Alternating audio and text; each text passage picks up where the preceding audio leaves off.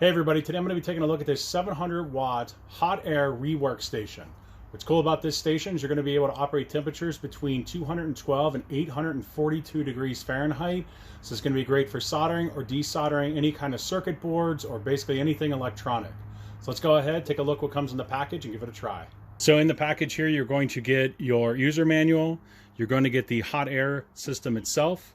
You're going to get a little carrying stand right here. This is going to be used to put the gun in there.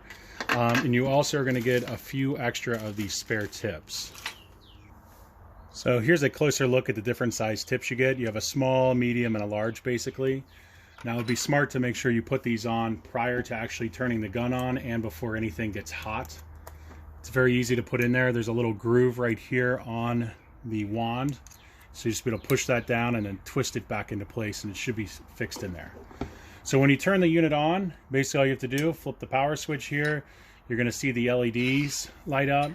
And what you can do now is just go and press up or down. And this is going to set the temperature.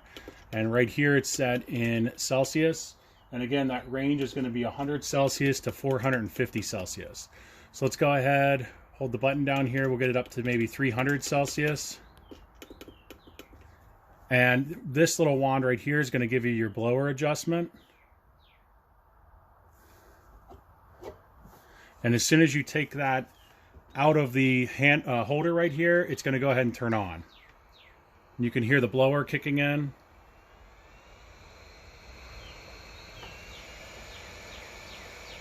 And what's nice is that at the maximum temperature, or I'm sorry, the maximum airflow, you're going to be operating at about 120 liters per minute. Now, what's nice about this too, you can turn it down. We're already at 300.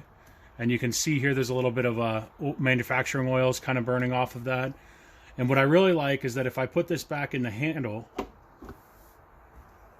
it's going to go into basically a standby mode where it's going to kind of just let the temperature kind of go down, but it'll keep the fan going. And what's nice about this, you're not going to accidentally burn anything up while it's running.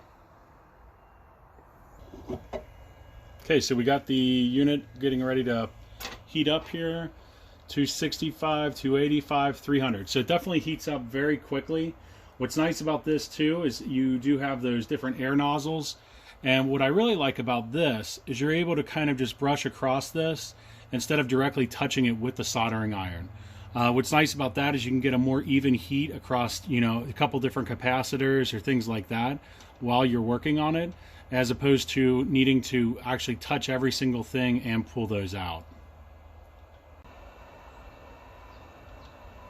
And you can see here that the capacitor is nice and loose, comes right out, no problem.